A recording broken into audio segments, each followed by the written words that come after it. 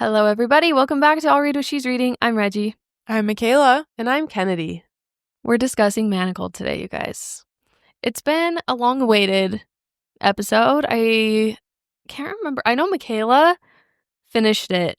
Was it last summer? Mm-hmm.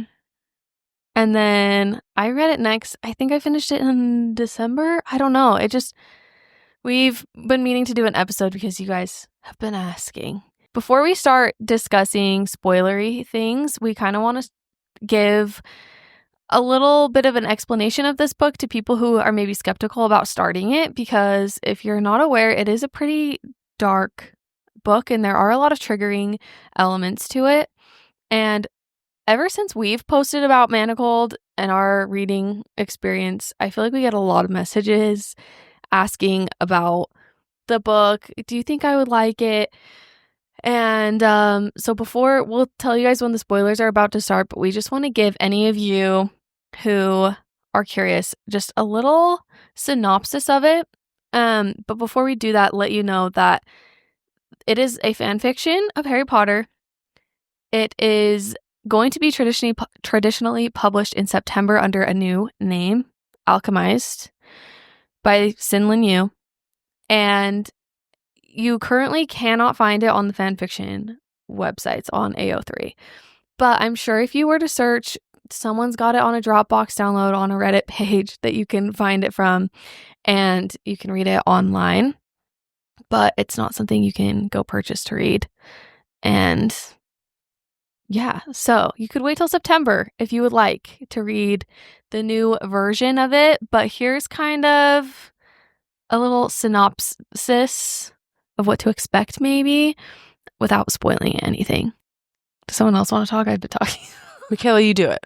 Pretty much it's like an alternate ending to Harry Potter, and where this fanfic begins is Harry Potter is dead and Voldemort has won. And it's kind of just it's through the perspective of Hermione and her character. She is captured by Voldemort's army, the Death Eaters, and it just kind of starts right there. Yeah. Mm-hmm. She doesn't have memories. Yeah, they're doing, scientific, experiments on, like, they're trying to create like purebred wizards. Yeah, purebred wizards, and that's just kind of where it starts. Yeah, that's great. Way to explain, like, what, yeah. And it's also, if you're familiar with Handmaid's Tale, very similar vibes in a sense. I mean, I haven't read or watched Handmaid's Tale, but from what a lot of people have said, if you're familiar with that, you can kind of understand what we're getting into at this point. But, like, to go along with what Michaela said, they're trying to create how did you say it? A purebred wizard. So, yeah. I would say there is a lot of triggering things, but I personally don't like reading trigger warnings because it spoils the book. So if you feel like you would be triggered by things, definitely go read the trigger warnings. But if you feel like you wouldn't, maybe don't, because it will spoil things for the book for you. I'd even say, like, maybe look into what the premise of Handmaid's Tale is about. That could give you a clue into, like, what you can expect when you read this book. Just prepare yourself before you start. I know we've had a few people. I know there was a girl that messaged us the other day saying, she's like, I don't know if I can keep reading it. Just know your limits, and if you feel like you want to be done, there's lots of recaps out there. Or you can just listen to this episode. But it's a really, really great book. Now we're gonna get into the spoilers. So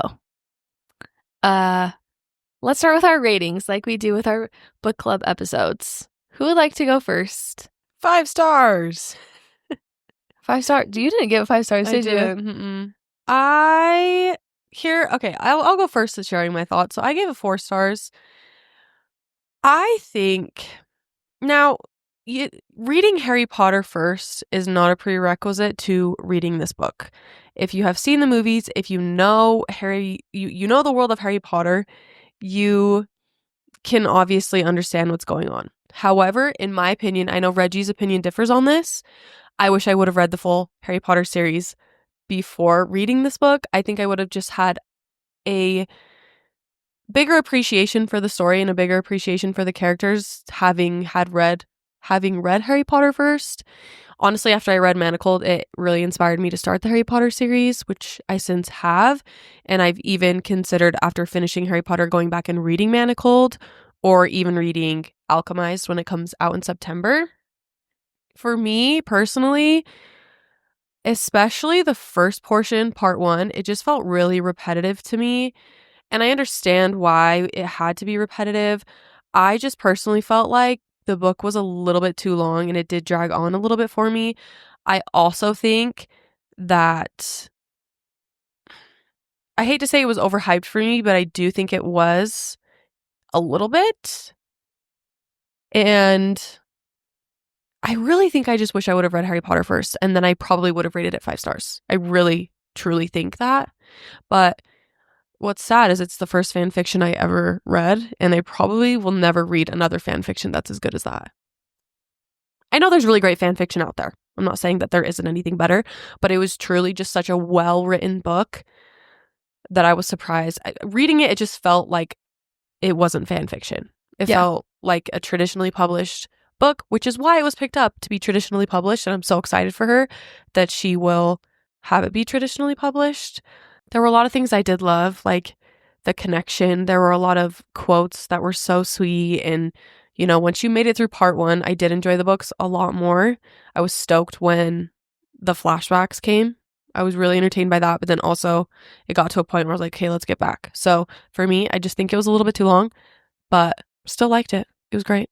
I gave this book 5 stars, but I will say that this is like one of those books that is like a god tier book for me. I truly was shocked when I was reading this book. Like, I was getting towards the end and I was thinking to myself, this might be the best book I've ever read. And then I was like, wait, this is fan fiction. I thought it was very brilliant, especially having, I mean, I've only read it once, but I just know when I reread it, and I want to reread it in the chronological order because that's what everyone recommends, because things just like hit a little harder when we can get into this a little bit later. But I just thought it was very well done. And I didn't read the Harry Potter books beforehand. I've read like the first 2 or 3 or something when I was a kid. Don't really remember it. But I've seen all the movies, and I probably would have preferred to read all the Harry Potter books first, but I started Manacled kind of on a whim. It was like I was having a hard time falling asleep. It was the only thing downloaded on my Kindle, and I didn't want to think about what other book I should read. I just opened it, started reading, and it just like gripped me, and I couldn't stop. So yeah, I mean, after I finished it, I'm like, I don't know, like, should I have read Harry Potter first? But I think I just really read it for me, at least, the most perfect time. And I didn't feel like I needed to read them. However, I mean, I definitely want to read them at some point, but I don't feel like it changed my reading experience for me. If anything, it would have made my reading experience better, which makes me wish I would have read them first. But I thought it was just a very beautiful, heartbreaking story. And truly, I don't think there will be a better enemies to lovers book. If there is one out there, there probably is. I don't know. Please tell me to read it at some point, because it was so great. I remember texting Michaela and I was like, I don't think I can read enemies to lovers ever again, because I thought it was just executed so well. Yeah. I wish I could like lose my memory and read it again. So I don't have a lot to say. I rated it 5 stars. I thought it was really good. I'm sorry. I read it so long ago. I think it was 8 months ago. I really, really, really liked it. I read it in Mexico. Not the greatest place to read Manacled. I had just finished Harry Potter in February. I read Harry Potter and the Deathly Hallows, and I had heard a lot about the fanfic, and I decided to pick it up and read it. And it was great.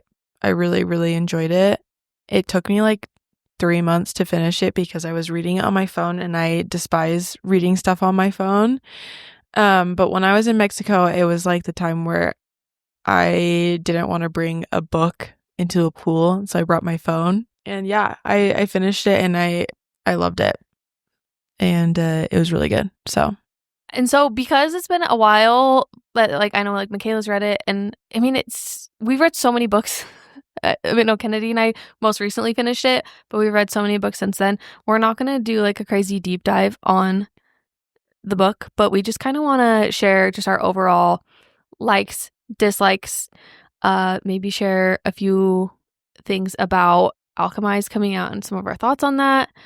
And I don't know, I've been really excited to talk about it because, like I said, it's just like unlike anything I've ever read. I don't know, I also think I'm kind of riding the high because I now have a physical copy, and it just feels really special to have that in my hands. And so I'm really excited to see what my reading experience is going to be like when I do read it again. But let's maybe start with dislikes rather than loves. I think for me, I already touched on this just a little bit. My main dislike was that it just kind of felt a little repetitive. And that's honestly the only reason I didn't give it 5 stars. I just kind of at times felt like I was just pushing myself to get through it because, the first part, same thing happens over and over again. And then I did enjoy the flashbacks in part 3 a lot more. Other than that, I can't truly point out anything else that I disliked. Just the repetitiveness for me. Mm-hmm. And maybe they don't even have any dislikes. They probably don't. Honestly, there's nothing that's coming up off the top of my head, and I think that's why I was like, maybe let's do dislikes first. To me, it's so funny that like I know that you were texting us a lot and like saying how you felt like it was really repetitive and dragging a little bit, and it's funny because I never felt that way when I read this book. And Michaela, I think it took her 3 months to read it. I think I read it in like a week, maybe. It just really, not saying there's anything wrong with you thinking that it was like slow or whatever. It's just really interesting to see how everyone's reading experience can be so different because I don't, and it's funny because looking back, I'm like, yeah, there were parts that were maybe a little slow, a little more repetitive. I just was like eating it up the whole time. So a part of me thinks like that could have been a dislike for me, but then I'm like, no, I actually didn't feel that way. So I don't know if I have any dislikes. Did you have any, Michaela? I don't. Do you guys have a favorite part throughout, if you had to pick one favorite part from the full book? It's hard because I'm going to let you guys kind of take over this portion because like I think you guys loved the book way more than me. And I'm not saying there weren't a lot of things that I loved. I really enjoyed the book, but I'm going to let you guys go after me because I think you guys are going to have a lot more things to say than I will. First of all, we kind of already touched on this, but like I love how this is a true enemies to lovers. True enemies to lovers. And I also think the relationship development between Draco and Hermione is really sweet. And for me, I think my favorite part was the flashbacks. For me, that was my favorite part of the entire book because you got to see them. Hermione comes to meet Draco because Draco was going to betray Voldemort, and Hermione is teaching Draco how to heal, and she's also healing him. That whole portion of them navigating their hate for each other, but they're coming together for the common good and then falling in love, I think that was really special. And I would probably say that was my favorite part of the whole thing. But I don't have anything that was like specific moments that I was dying over. So I'm going to let you guys kind of take that. I mean, it's hard to like pick one thing when there was so much I loved. The thing that maybe stands out to me the most was the ending, and I think it's because I wasn't expecting to get so much. I thought, as the ending got closer, I was like, oh, okay, so like it's gonna end like once I got away from Malfoy Manor. Is that what they call it? Mm-hmm. Yeah, I didn't want to say that wrong. Once they get away from Malfoy Manor, in my mind I was like, is everything okay now? Like if this is gonna be a happy ending, I thought it was just gonna be, she has the baby, the end. Mm-hmm. And then these epilogues were like, I'm on my Kindle thinking I sat down because I was recording my reaction to the ending, and I thought I was going to be done reading the book in like 30 minutes. No, the epilogues took me like 2 hours to read. But I loved that because I loved getting to see, I feel like in a lot of books, you know, you kind of get your little happy ending and it's just kind of like they get married, the end kind of thing. And for me, it was really cool to see, one, all the effort that Malfoy put into making sure he saved her and what that would look like for her. And he didn't see himself being in the picture at all. And so for me, I loved seeing how he got to fit into this ending that he didn't think he was going to get. And like when he fills the room with the books, I guess I'm just going over the whole ending of what I loved about it, but I loved seeing, I guess maybe this is my favorite part, just to summarize that. But yeah, getting to see him put in this ending that he didn't think he got to have. And, you know, I didn't think he was going to get to see the birth of his daughter. And so getting to see that, and then also just like, and you know me, like I'm a mom. So anytime there's like a kid involved in, you know, a dad with a baby, it just like melts my heart into a million pieces. But getting to see that was really special because although I would not want a point of view from Draco, because I know it would just be so heartbreaking and so sad, I loved that for him, that he got to be part of all of that and then see how everything played out. I loved how much we got to see of Aurora because I didn't think we were going to get anything from her at all. I guess I could really go off on a million things, but I think that's maybe overall, if I had to pick one thing, what I really love to see because it's not what I was expecting. I can go into more loves, but did you have a favorite, Michaela? Yes, I did.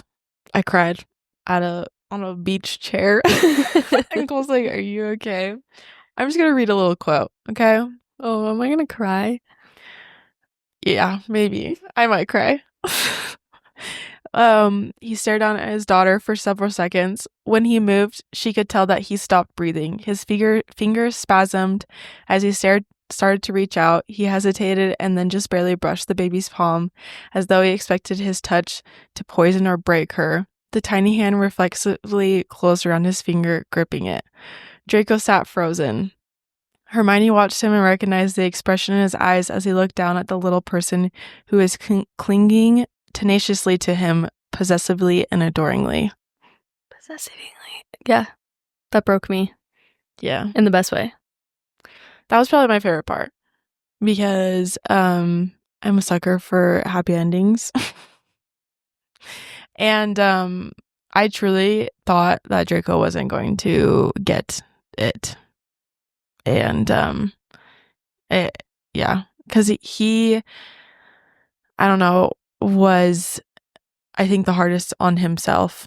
And so it was just really, I think, cute to see him think of himself outside of the world where he was going to die and sacrifice himself, and to think that he could actually have a happy ending with Hermione and his daughter. So I just thought that was probably my favorite part. So, well, and also when you sit and think about like how much Draco really had to do in his entire life, the fact that he gets to rest and actually be happy. I mean, he deserves to be happy after everything he's been through.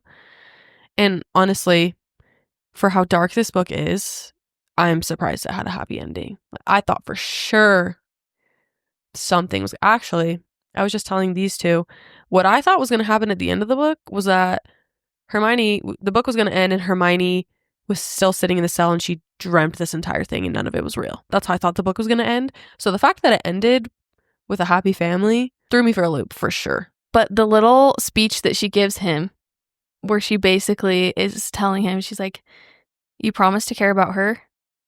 And she's like, starts to like get really emotional. "If you were going to leave after she was born, you should have told me. This was a new beginning, all three of us. Remember, we left it all behind, all of it, so we could be together. You haven't even looked at her."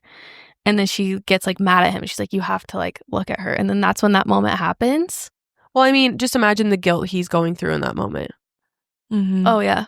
Yeah. I just think that it was really beautiful to see, like I said, I don't want to sound like a broken record, but to see all of his hard work pay off, because I don't feel like all the moments that he was truly happy were with Hermione.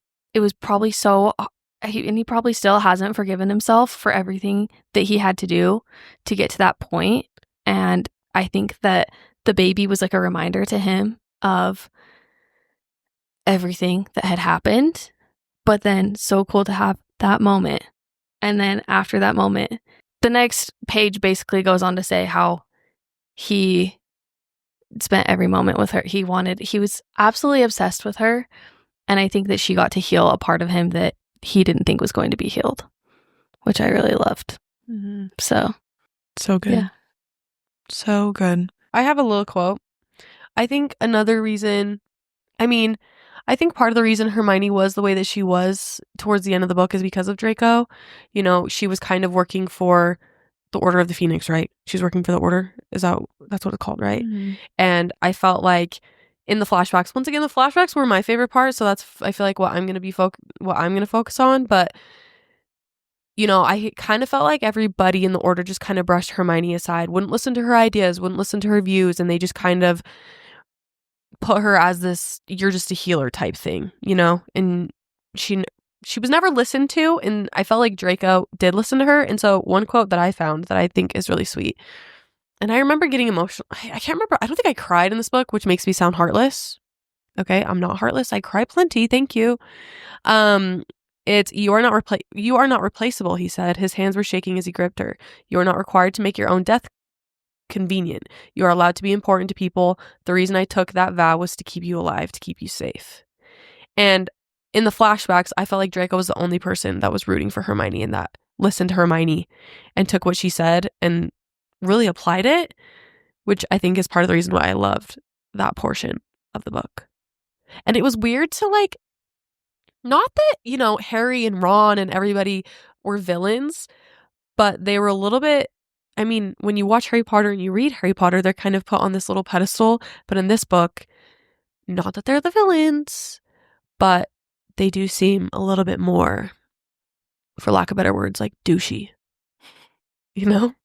So it was weird to see them in that light for me, anyways. No, I feel like people do get upset about the way that, you know, the Order is kind of portrayed. But I think when you're 5 years into war, I think that's just kind of how life goes in that aspect. Because I feel like when they're in the movies, you know, they're young, life is a little bit more hopeful. Mm-hmm. And when you've seen so much death and yeah, I think people easily make a lot of mistakes when they are in that kind of, you know, time in their life. Not that I would know, but like I see their actions as very justified actions because considering the circumstances. Considering all that they have gone through. So I think she did a wonderful job at portraying what that would actually be like. Well, and you have to also think, had she painted the Order in this book as people who were willing to deal out the death curse and use dark magic, that would basically take everything away from the true Harry Potter world, because they had to draw a line at some point. They had to say, okay, we are not willing to cross this line in order to win this war, and that's the line that they drew. Mm-hmm. Even though Hermione wanted to use dark magic, and I can see why she wanted to. You know, it's interesting to see all sides, and it's just interesting to see the Order painted. I thought it was interesting to see it painted in a different light than it is in the Harry Potter books. And you have to draw a line in your mind as well. This is fan fiction. It's not canon. It's fan fiction. You have to suspend disbelief just a little bit because it's not the actual universe. Yeah. So the people that get upset about it maybe don't read fan fiction. That sounds harsh, but well, yeah, and people were upset about the vulgar words that were used, and are like, they would never use. I'm like, they're adults. They're 20-something years old. Mm-hmm. They're in war. People are dying. I think those terminology, like words, would be used. Yeah. And I mean, Harry Potter is for young adults, so this is definitely adult fanfic. Oh, for it's sure. Not young adult at all. So like, I think, you know, I think if Harry Potter wasn't young adult written, they would be swearing all the time. Oh, 100%. yeah. Yeah, it would be way more violent. There'd be way more swearing. And that's For the power sure. of fan fiction. You can kind of just Yeah. do what you want. Yeah. It was very violent, very sad. Mm-hmm. I wanted to read. Okay, so a lot of people say that if you reread Manacled, that you need to read it in chronological order. And SenLinYu has said that she intended to write it with the flashbacks in the middle, but it can be read in chronological order for a reread. And I really want to do that because it just I've seen so many people post things on Instagram and TikTok that they missed the first time around. And I just want to read this as an example because there are so many conversations that Draco repeats that Hermione doesn't know are repeated, so he can try to help her regain some of that memory. Okay. And so there's multiple examples of this, but I'm just going to read one, okay?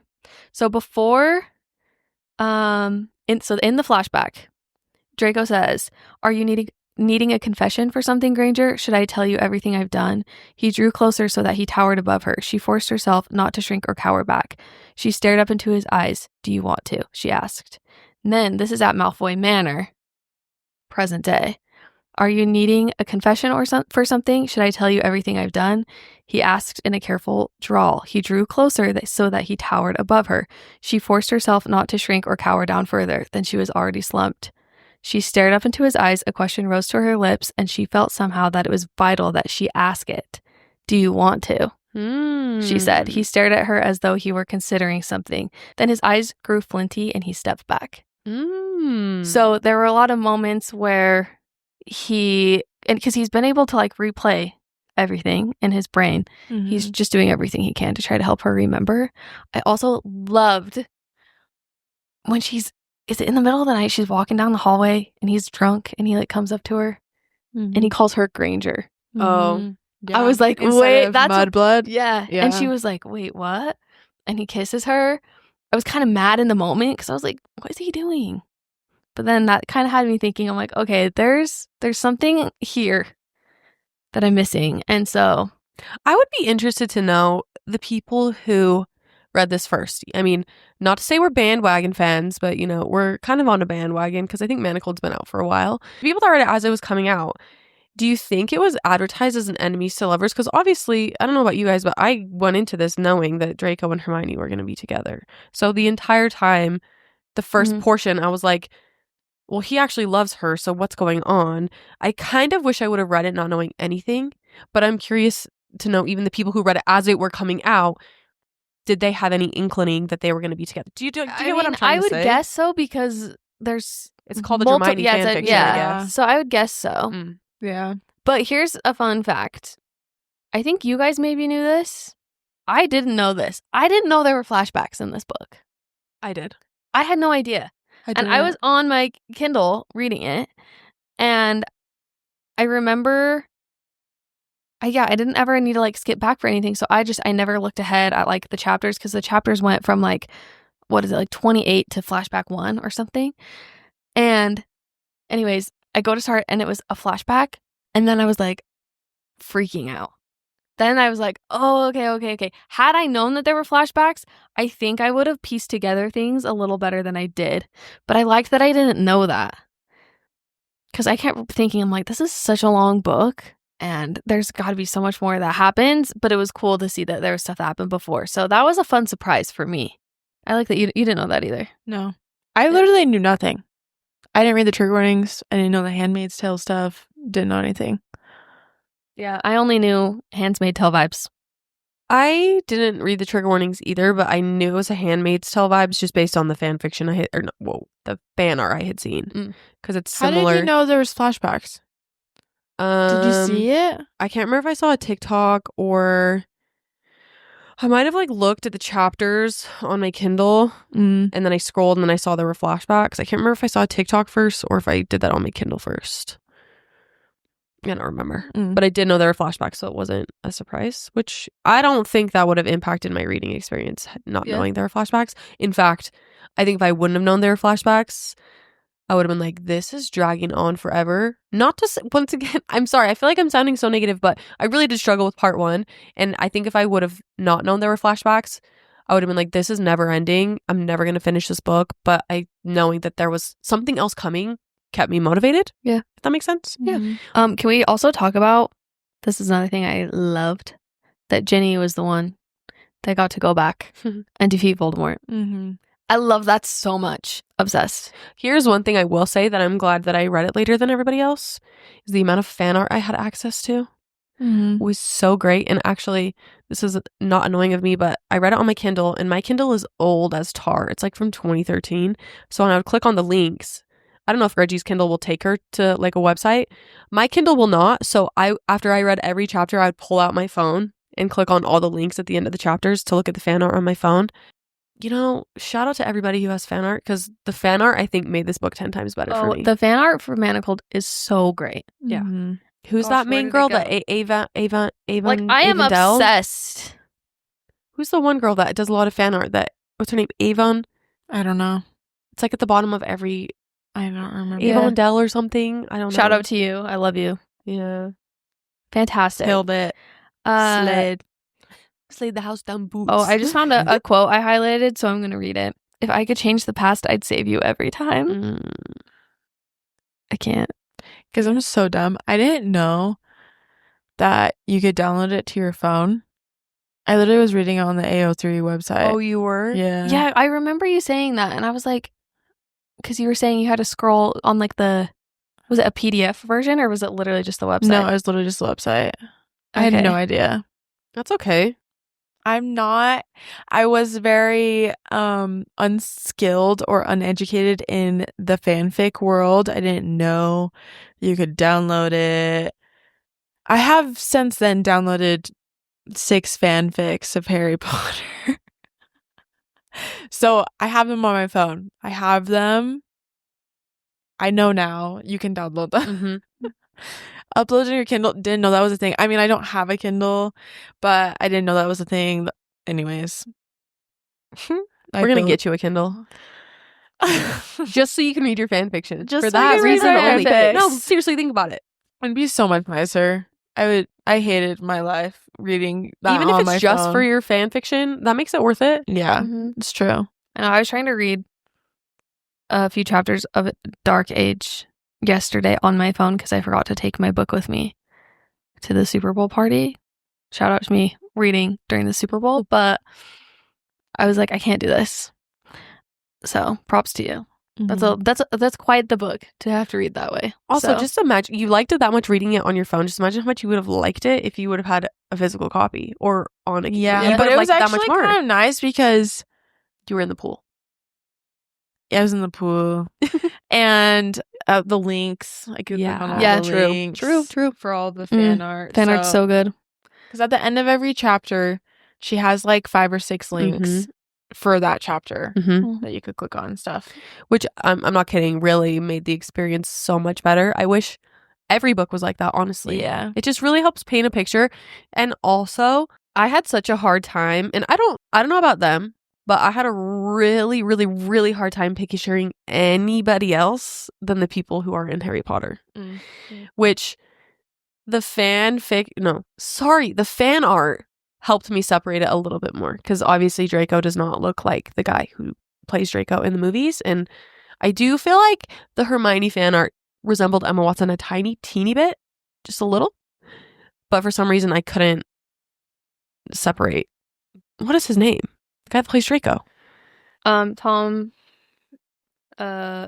Felton. Felton. Yeah, I kept picturing Tom Felton, but I was like, this does not feel like it's this Draco. So, anyways. No, this Draco is like 6'5". Yeah. Chiseled. More like Not- chiseled. Tom Felton's great. Okay, we're not dissing on him. I know, he's a cutie. short. Yeah, he's just He's like just- more cutie to me. He's just not what I pictured for this Draco, but I Yeah. couldn't separate my brain from it. Yeah. I The fan love- art was breaking my heart in a million. Like this picture. So cute. It's Aurora on Draco's shoulders. Oh yes, Mhm. for those of you who are wondering. Mhm. All of the fan art is so good though.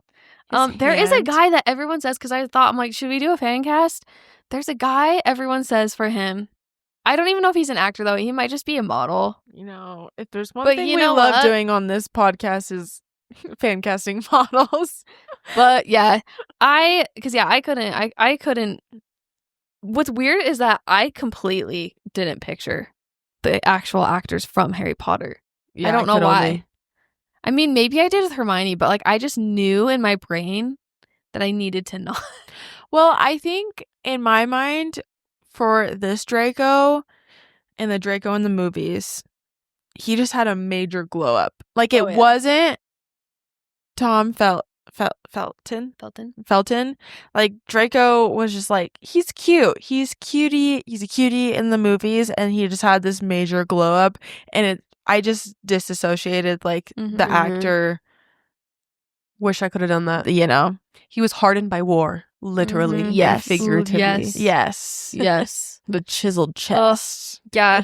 I don't think I will ever be the same after reading this book, and I could share so many more things that I loved and things I see that people share on TikTok that just break me into a million pieces. So keep it coming, because Let's just put it this way. If you guys want to talk Manacled, feel free to DM us on Instagram. I'll send it over to these two so that they can talk all things Manacled with you I'm guys. actually surprised I haven't gotten to like teary during this episode, because I don't know if you guys remember when I was reading this and we were recording one day, I literally couldn't talk about it without crying. Mm-hmm. I think there's just something about the way that she wrote these characters and how everything came together, and also just everything in it that was just so heartbreaking and tragic that just, I will never be the same. Which I guess this can be kind of a segue if we want to talk about Alchemized at all. I'm really excited to see what SenLinYu comes out with even after Alchemized. I think she's such an incredibly talented writer. The way she described everything, there was a vivid picture in my brain. She wrote, great, like, tragic lines. There was great banter. Well, I don't even know if I would say there's great banter, kind of, but not really. She's just extremely talented, and I think whatever she comes out with next is going to be equally as good. And I hope she doesn't stop at just Alchemized. I hope she continues to write something else. A lot of people start writing fan fiction. Oh, yeah. Like writing published books. So yeah, I'm very happy for her, and I'm hoping that it does well. And I didn't think I would want to read it, but like now, I don't know. I'm really intrigued to see what things are going to be changed, because she had to, in case you're confused, I feel like if you're listening to this episode, you have a good understanding of why she had to change so many things. She can't copyright. Yeah. So it's going to be interesting to see what she changes. I mean, let's get her on the podcast. Anyone have any connections? Let us know. I would love to pick her brain, but yeah. I mean, Michaela, do you think you'll read it? I don't know. I am curious. I do wonder if, because I forgot to mention this, I do feel the same way as Kennedy when it comes to reading Harry Potter first. Because I just had this like more, not saying Reggie didn't have this more emotional connection, because she obviously did, but I feel like I was just like so entranced in the world, and like the magic system especially, just like she did so well with that, because it just fits so perfectly. She had to have had such a great understanding of the magic system and like, how everything is used. So I'm curious if I'll like it. She's a beautiful writer, and I think the story will still be good, but I wonder if I will like it as much as I liked Manacled because of the characters, the magic system. Because I just have such a like love for Harry Potter itself. Just understanding the backstory. Yes. I wonder if you would, not to say you would have had a similar experience to me, but I wonder if you would feel the same as me reading a new book, because you're not I know Harry Potter, I just wasn't super emotionally connected to it. I feel like I maybe would not have liked it as much if I hadn't read the Harry Potter beforehand. Because I just think I maybe would have had a similar experience that you had not reading them first. But the cover art is beautiful. Yeah. It is stunning, and I feel like that made me a little bit more excited.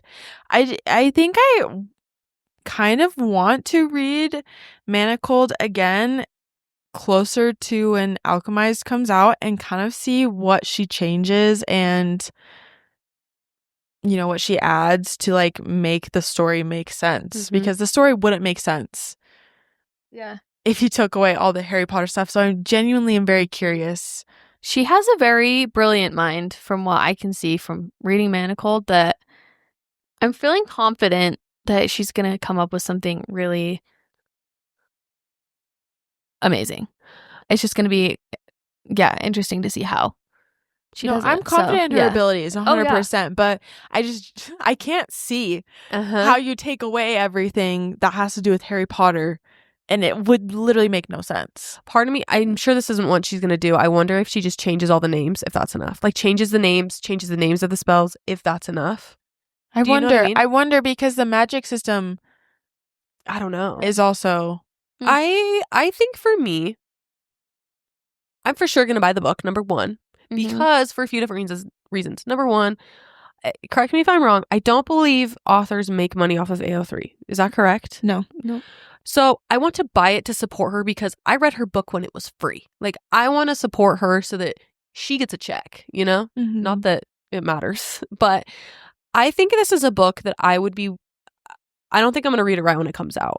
I think give me maybe a year and then I'll read it. Just not to say... It's not like anything's going to really get spoiled for you. Right. And also, maybe I liked the book. I wasn't super obsessed with it. I'm also interested to see if I'll like it better. And not being Harry Potter. I don't know. I'm just Yeah. interested to see. And maybe one day when we all read it, we can do another episode and compare and contrast. But I for sure am going to buy it and read it in the future. For sure. I'm very confident in saying that. So. Yeah, props to you, SenLinYu. I'm so impressed by you. You're amazing. So, congrats on your success. Can't wait to see what Alchemized brings. And I'm really interested too, like, to see what I will think of it when I do read it, and also what other people are going to be saying about it. So, is there anything else you guys want to add before we close? Avada Kedavra! I'm having a hard time remembering the paper cranes, but I know that her dad, her parents. Her parents. Her parents. Yeah, because they said make it her was that paper Chinese cranes, thing, and they say, and then if you make X amount of paper cranes, you get a wish. Yeah. Oh yeah, because she made that when she didn't have her memories. Yeah. She made a bunch of paper cranes. Yeah. All right. Anything you guys want to say? We good? Can you please cut out the Avada Kedavra? Like that'll I blow liked people's, it. We're that'll keeping blow it. people's speakers. Avada Kedavra! Expelliarmus. I don't really know all of them. I kept asking when I was reading this book. I had to ask Kendall. I was like, "Do you know what this spell means?" He could remember all the spells. I asked Kyle too, and he'd be like, "Oh, that's this," and I'd be like, "Oh, okay." We hope you enjoyed this episode. Feel free to give us a rating and review. We always appreciate that. And we'll see you guys on Instagram and TikTok over at What She's Reading Pod. Check out our merch at allreadwhatshesreading.com. And have a great week. We'll see you next Wednesday. Bye.